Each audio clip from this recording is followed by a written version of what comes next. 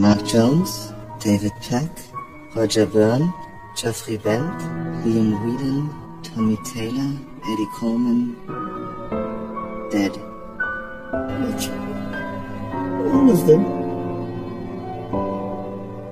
Usafiri wa anga umerahisisha sana mambo mengi, yaani watu pamoja na klabu mbalimbali kufika sehemu husika kwa wakati. Lakini usafiri huo umechukua ndugu zetu kibao pamoja na wachezaji waliowahi kupendwa zaidi duniani. Kati ya ajali za ndege zinazokumbukwa sana pale Uingereza ni ajali ya mwaka 1958 iliyohusisha klabu ya Manchester United na kuua jumla ya watu 23. Mark Jones, David Peck, Roger Byrne, Geoffrey Bell, Liam Whedon, Tommy Taylor, Eddie Coleman, dead. Ajali hii imebatizwa jina la Munich Disaster kwa kuwa ilitokea katika mji wa Munich nchini Ujerumani.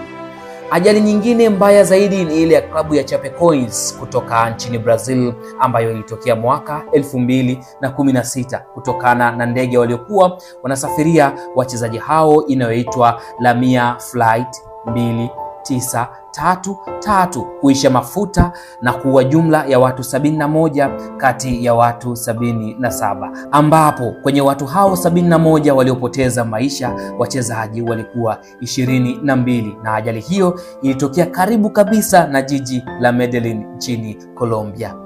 Ajali ya tatu ambayo pia inakumbukwa sana ni ile ya mwaka 1949 inayoitwa Superga Air Disaster ambayo iliua wachezaji wote wa klabu ya Torino, wakati huo ikiitwa Grand Torino, na katika ajali hii hamna mtu aliyetoka salama. Watu wote 31 walipoteza maisha. Ajali nyingine ni ile ya mwaka 1993 ambapo ndege iliyowabeba wachezaji wa timu ya taifa ya Zambia ilipoteza mwelekeo kabla ya kutumbukia katika bahari ya Atlantic katika pwani ya nchi ya Gabon wakati wanaelekea kwenda kucheza mchezo wa kufuzu michezo ile ya kombe la dunia dhidi ya timu ya taifa ya Senegal.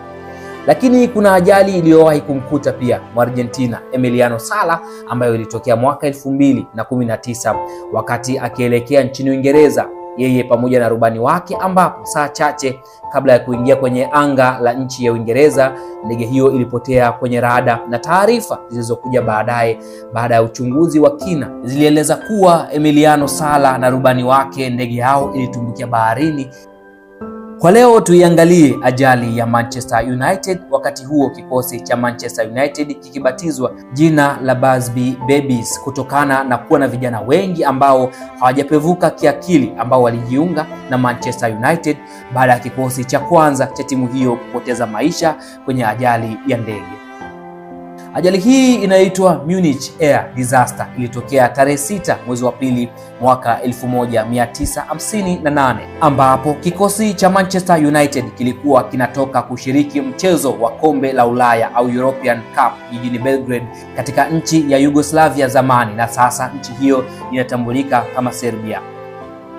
Historia ya ajali hii inaanzia pale ambapo Manchester United walikuwa wanajiandaa kuvaana na klabu ya Red Star Belgrade ugenini katika mchezo wao wa robo finali wa kombe la Ulaya kwa kipindi hicho, ambapo sasa kombe hilo linatambulika kama UEFA Champions League. Na ratiba yao ya ligi ilikuwa imebana sana kwa sababu timu ilitakiwa iende Yugoslavia katika mechi ya marudiano dhidi ya Red Star Belgrade, huku wakitakiwa kurudi mapema kuwahi mchezo wa ligi. Ugumu wa ratiba ulifanya kocha wa Manchester United wakati huo Matt Busby kuliomba shirikisho la soka nchini Uingereza FA kuahirisha mchezo wa ligi ili wapate muda wa maandalizi kwa ajili ya mchezo huo wa ugenini, lakini shirikisho hilo liligomea ombi hilo na kuambia ratiba iko pale pale na ikitokea Manchester United watakosa mchezo wowote basi watakatwa points na kupewa adhabu nyingine. Lakini pia shirikisho la soka nchini Uingereza FA lilitaka klabu ya Manchester United kutokushiriki michuano ya Ulaya kwa sababu itaathiri ratiba yao ya michezo ya ligi, kitendo ambacho kocha Matt Busby alikataa na kusema watacheza michuano yote ambayo watafanikiwa kushiriki.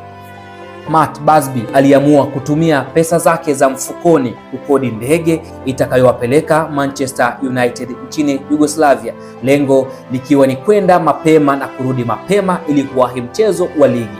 Katika mchezo huo wa ugenini, Manchester United walitoka sare ya mabao 3-3 na kufanikiwa kwenda hatua ya nusu fainali kwa aggregates ya mabao 5-4 baada ya ule ushindi wa kwanza wa klabu ya Manchester United waliopata nyumbani. Baada ya mchezo huo, haraka Manchester United waliamua kuanza safari ya kurudi nchini Uingereza kuwahi michezo ya ligi wakipitia nchini Ujerumani, ambapo ghafla ndege yao iliisha mafuta na wakaamua kutua kwa dharura katika jiji la Munich nchini Ujerumani ili kuongeza mafuta. Ilibidi msafara wa Manchester United ushuke na kusubiri mchakato wa ujazaji wa mafuta ukamilike, ambapo mchakato huo ulichukua muda mrefu tofauti na ilivyodhaniwa, hali iliyopelekea baadhi ya wachezaji kuamini safari imeishia pale pale.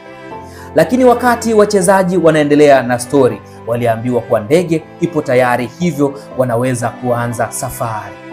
Baada ya injini ya ndege kuanza kuunguruma tu na ndege kuanza safari, ukungu mzito uliotanda katika anga la jiji la Munich ulimfanya rubani ashindwe kuona mbele na kuamua kugeuza ndege na kurudi Munich ili hali ikiwa shwari waanze upya tena safari hiyo. Walifanikiwa kutua tena jijini Munich kwa mara ya pili kabla ya wasoma rada kuwaambia hali imetulia kidogo, lakini sio salama kwa 100%. Ndege hiyo ilikuwa inamilikiwa na shirika la ndege la Uingereza, yaani British European Flight Airways 609, na marubani walikuwa ni James Thane pamoja na Kenneth Reimert. Marubani hawa walishauriwa kubaki nchini Ujerumani kwa sababu za kiusalama wa anga, lakini waligoma na kusema hawawezi kubaki, ni lazima waondoke kwa sababu wameshasubiri kwa muda mrefu. Katika hali isiyotarajiwa, baada ya ndege kuruka, ukungu ulitanda tena, na safari hii hata ndege ilianza kutikisika na kupoteza mwelekeo. Kisha zikasikika kelele za wachezaji na benchi la ufundi pamoja na waandishi wa habari wakiomba msaada kabla ya ndege kupata ajali.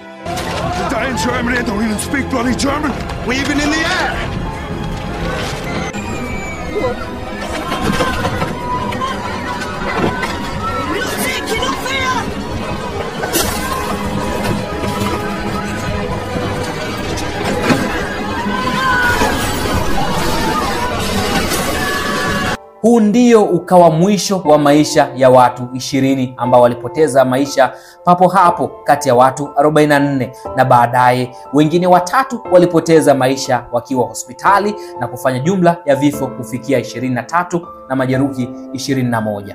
Mark Jones, David Peck, Roger Byrne, Geoffrey Bent, Liam Whedon, Tommy Taylor, Eddie Coleman, dead.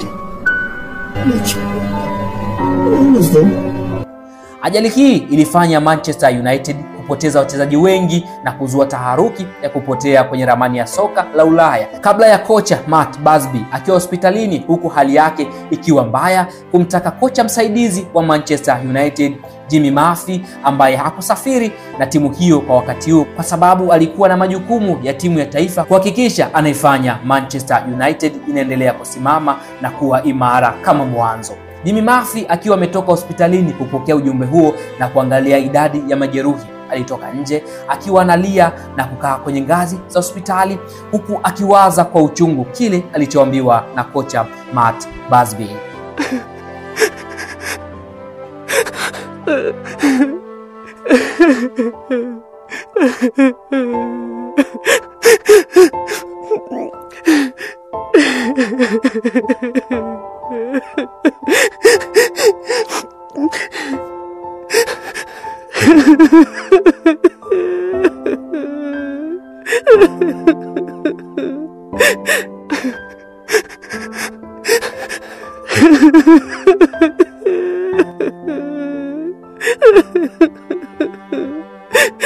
Watu mbalimbali walianza kutuma salamu za rambirambi pamoja na michango ili kuisaidia timu hiyo, hali ambayo ilimtia moyo sana Jimmy Murphy na kuamua kuitisha kikao na viongozi wa klabu hiyo na kuhakikisha anatimiza ahadi ya kocha Matt Busby ya kuhakikisha bendera ya Manchester United inasimama tena.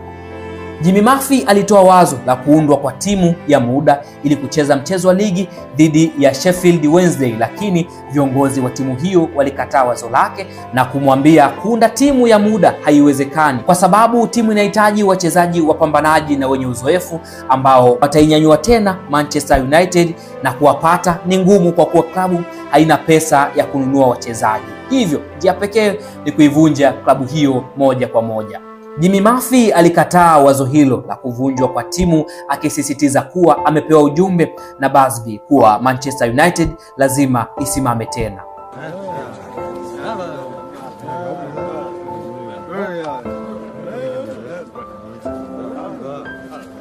Zikiwa zimebakia siku 6 kabla ya mchezo wa ligi dhidi ya Sheffield Wednesday, Jimmy Murphy alianza kuumiza kichwa huku akitulia ofisini kwake na kuanza kupiga simu kwa viongozi wa klabu mbalimbali na kuomba kupewa wachezaji ambao hawapati nafasi kwenye timu zao ili waweze kuisaidia tena Manchester United iweze kunyanyuka.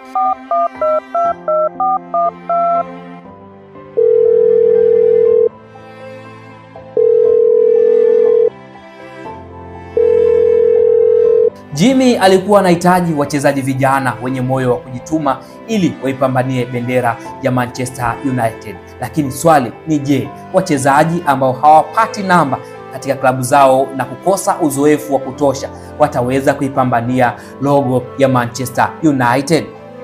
Kutokukata tamaa kwa kocha Busby kulimfanya tena kuibua kipaji cha kijana mdogo kutoka Ireland anaitwa George Best, ambaye alikuja kuwa mchezaji wa kutisha ndani ya Manchester United na kumfanya kocha Busby kummwagia sifa na kusema sasa wamepata mchezaji atakayeibeba Manchester United mabegani kwake.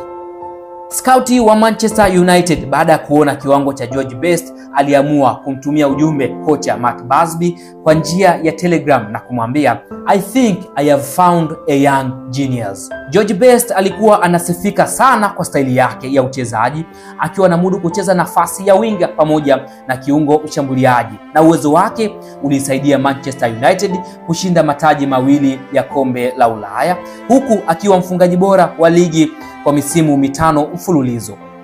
George Best licha ya kuanza kuvaa jezi ya Manchester United akiwa na umri wa miaka 17 tu, starehe na ulevi vilikuja kumpoteza na kuamua kustaafu soka akiwa na umri wa miaka 26 tu kabla ya kurudi tena uwanjani. Lakini safari hii hakuwa George Best yule ambaye aliitwa young genius.